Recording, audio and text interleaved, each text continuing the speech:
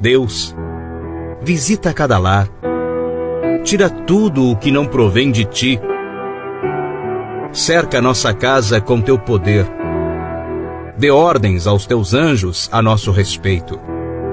Pai, entregamos aqui nossos medos, aflições, nossas fraquezas, tudo que tem tirado nossa paz, colocamos nas Tuas mãos. Que sejamos abençoados por Ti em todas as áreas das nossas vidas. Senhor, agradecemos também pelo dia de hoje, pelo nosso trabalho, pelo nosso estudo, pelo nosso crescimento moral e intelectual.